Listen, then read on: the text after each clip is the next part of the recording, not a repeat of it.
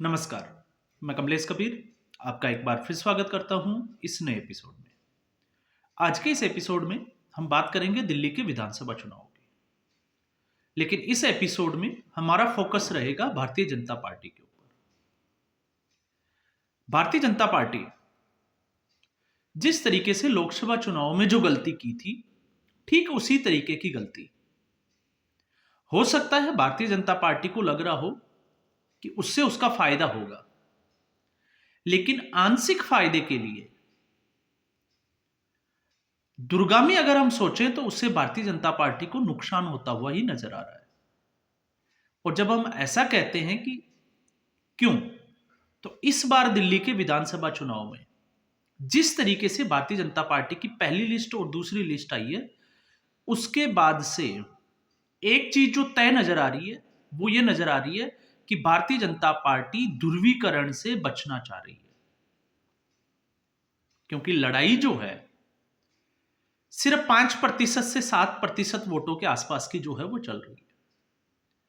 अगर इतने vote Congress party gain कर जाती है मान लीजिए, तो आम आदमी पार्टी के कम हो जाते हैं और भारतीय जनता पार्टी जिस स्थिति में है उसी स्थिति में है तो भी वो ठीक है।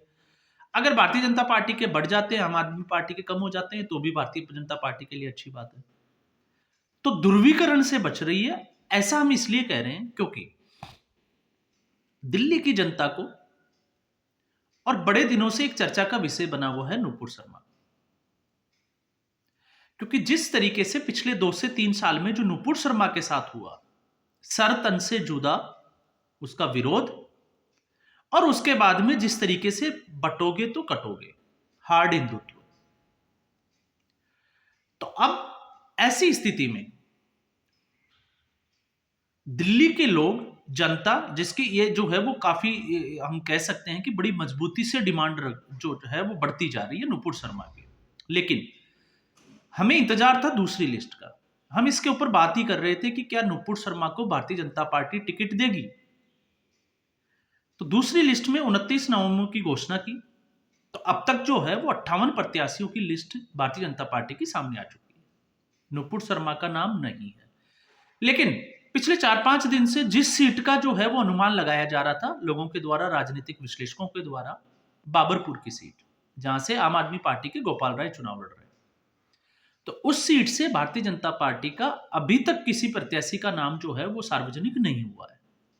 तो ऐसी स्थिति में हम सिर्फ और सिर्फ जो है वो एक अनुमान लगा सकते हैं कि भारतीय जनता पार्टी हो सकता है तीसरी लिस्ट में नुपुर शर्मा का नाम अनाउंस कर दे।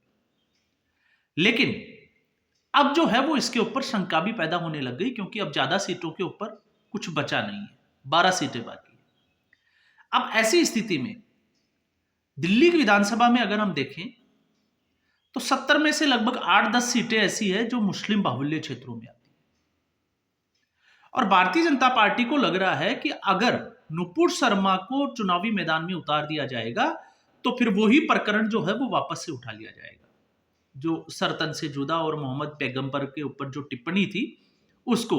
और भारतीय जनता पार्टी को यह एहसास है कि उससे जो है वो मुस्लिम वोट जो है वो पोलराइज होंगे, और पोलराइज होंगे तो वो आम आदमी पार्टी की तरफ चले जाएंगे। ये भारतीय जनता पार्टी का एक अनुमान है जिस तरीके से प्रत्याशियों की, हालांकि भारतीय जनता पार्टी किस तरीके से काम कर रही है हम उसकी बात नहीं कर रहे, हम सिर्फ एक आकलन कर रहे हैं।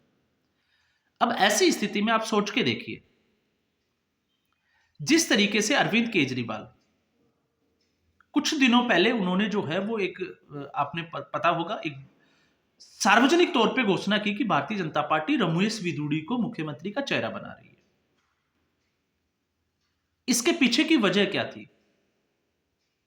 क्योंकि अरविंद केजरीवाल तो सुबह से शाम तक जो है वो मीडिया के सामने झूठ पे झूठ बोलते हैं, लेकिन फिर उन्होंने बड़े जो है वो जिसको कहते हैं कि कॉन्फिडेंस के साथ में बोला कि रमेश बिधूड़ी को भारतीय जनता पार्टी मुख्यमंत्री का चेहरा बना रही है।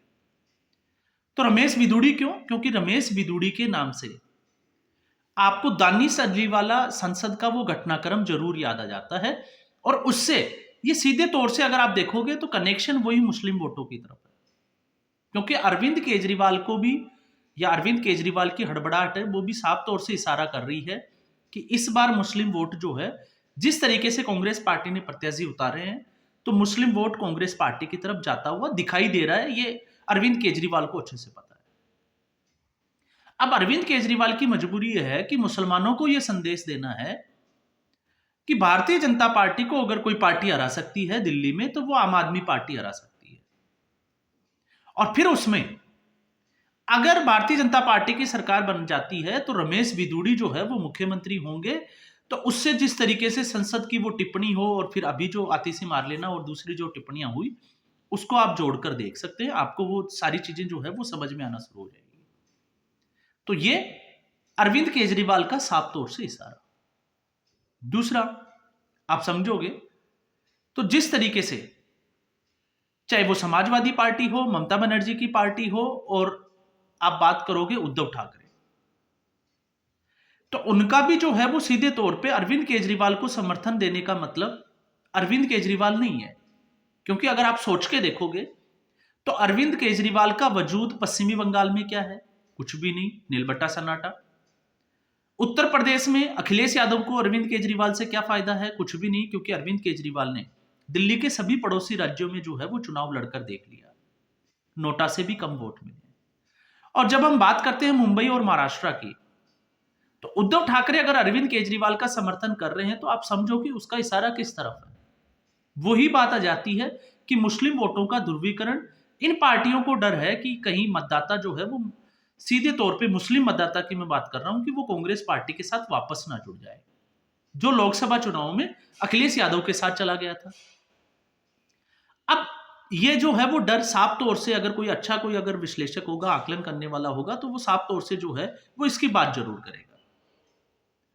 अब ऐसी स्थिति में जब भारतीय जनता पार्टी भी यही सोचती है, तो फिर भारतीय जनता पार्टी जो एक आंशिक, जिसको हम कहते हैं कि भारतीय जनता पार्टी की जो कमजोरी है वो फिर उजागर हो जाती है। हालांकि कपिल मिश्रा जैसे जो है वो नाम है, फायर ब्रांड नेता भी है, बोलते अच्छा है, लेकिन फिर भी नुपुर शर्मा को टिकट देने से सिर्फ और सिर्फ जो है वो यही मैसेज देना था, और इससे जो बटोगे तो कटोगे, उसको प्रबलता मिलती कि भारतीय जनता पार्टी अब जो है वो हार्ड हिंदुत्व की तरफ खड़ी है। और उसका दुर्गामी असर ये होता कि इंडी गठबंधन जो है वो, जिसकी जो अभी छुटपुट जो लड़ाई की जो खबरें आ रही है, वो और तेज हो जाएगी। क्योंकि फिर सिर्फ और सिर्फ जो है वो विपक्ष की पार्टियों में मुस्लिम वोट को, या मुस्लिम वोट के ध्रुवीकरण की जो है वो लड़ाई चलेगी, और उस मारामारी में ये आपस में ही एक दूसरे के ऊपर हमला बोलते हुए नजर आएंगे। अब वजह जो भी हो, साफ तौर से जो है वो इस लिस्ट से यही नजर आ रहा है। अब भारतीय जनता पार्टी 7 से 8 सीटों का सोच रही है, या फिर उन 60 सीटों का सोच रही है जिसमें भारतीय जनता पार्टी का जो चुनावी परिणाम लोकसभा चुनाव से जो हताशा मिली थी, 240 पे रुक गई थी, और उनमें ये एक जो है वो बड़ी वजह थी सॉफ्ट हिंदुत्व। और भारतीय जनता पार्टी को यह भी सोचना चाहिए कि नुपुर शर्मा महाराष्ट्र में तो नहीं थी, नुपुर शर्मा हरियाणा में तो कोई फैक्टर नहीं था, और नुपुर शर्मा झारखंड, और नुपुर शर्मा का जम्मू कश्मीर। आज जब हम कश्मीर की बातें करते हैं, कश्मीर की जो तस्वीरें आती है, वीडियो आते हैं, वहां के लोग जो जाकर आते हैं, और वो जब वहां पे जम्मू कश्मीर के डेवलपमेंट की बात करते हैं, तो उसका क्रेडिट सीधे तौर से जो है वो प्रधानमंत्री नरेंद्र मोदी को जाता है, चाहे वो धारा 370 का हटना हो। इसके अलावा अगर हम बात करें बड़े तौर पे, तो चाहे वो आतंकवाद की घटनाएं। अब बात आती है जिस तरीके से प्रधानमंत्री आवास योजना के तहत जो मकान दिए गए, वेलफेयर स्कीम की अगर हम बात करें, 5 लाख रुपए तक का आयुष्मान जो योजना थी, जिसके तहत जो मुफ्त में इलाज किया गया, जिस तरीके से योगी आदित्यनाथ ने माफियाओं की कमर तोड़ी, और उसके बाद में उनकी कब्जाई हुई अतिक्रमण की जो जमीन थी उसके ऊपर फ्लैट बनाया, तो क्या वो हिंदुओं को ही दिया? नहीं। तो जितना हिंदुओं को दिया उस अनुपात में अगर आप देखोगे, तो सारी वेलफेयर स्कीम जो है उसका फायदा मुसलमानों ने भी उठाया। फिर चाहे वो घर घर शौचालय हो, बिजली की बात हम करें, आवासीय योजना की हम बात कर सकते हैं, इसके अलावा जो है आप आयुष्मान की बात कर सकते हो, उज्ज्वला योजना की आप बात कर सकते हो, तो उन सब ने जो है वो इसका फायदा उठाया। लेकिन क्या हुआ? जम्मू कश्मीर, महाराष्ट्र उत्तर प्रदेश, क्या मुस्लिम मतदाताओं ने भारतीय जनता पार्टी को वोट किया? ये एक जो है वो बड़ा सवाल खड़ा हो जाता है। और उस वोट बैंक के चक्कर में जो कभी भारतीय जनता पार्टी का हुआ भी नहीं और आगे भी निकट भविष्य में नजर नहीं आता कि वो भारतीय जनता पार्टी को होगा, उसके लिए अगर भारतीय जनता पार्टी इस तरीके की सॉफ्ट हिंदुत्व पे आती है तो फिर उसका नुकसान होना जो है वो तय है। बाकी की जो पार्टियां हैं उन्होंने अपने जो है वो सीधे तौर से समीकरण तय कर दिए हैं कि वो हिंदू विरोधी पार्टी है, तमगा लग चुका है कांग्रेस पार्टी के साथ। और दूसरी जो पार्टियां हैं जिस तरीके से, और बस इतनी ही देर है कि नुपुर शर्मा को, आप सोच के देखिएगा, नुपुर शर्मा को अगर भारतीय जनता पार्टी प्रत्याशी तीसरी लिस्ट में घोषित कर देती है तो उसके बाद में सिर्फ और सिर्फ यह माहौल बनेगा कि भारतीय जनता पार्टी मुस्लिम विरोधी है। और वही सर तन से जुदा जिसकी मैं बात कर रहा था, वो मुद्दा एक बार जो है वो वापस जिंदा हो जाएगा। लेकिन साथ में हमें यह नहीं भूलना चाहिए कि जिस तरीके से महाराष्ट्र में जिन मौलानाओं ने, उलेमाओं ने भारतीय जनता पार्टी के खिलाफ फतवा जारी किया था और महा विकास अघाड़ी को जो है वो वोट करने का एक जिस तरीके से जो है वो घोषणा कर दी थी, तो ठीक दिल्ली में भी इसी तरीके का रिएक्शन होगा। क्यों? क्योंकि जितने भी मौलवी मौलाना है ये चुप बैठने वाले हैं नहीं। और ऐसी स्थिति में जब ये इस तरीके की घोषणा करेगा तो इसका रिएक्शन जो है वो दूसरी तरफ से आएगा। और इसका रिएक्शन क्या होगा?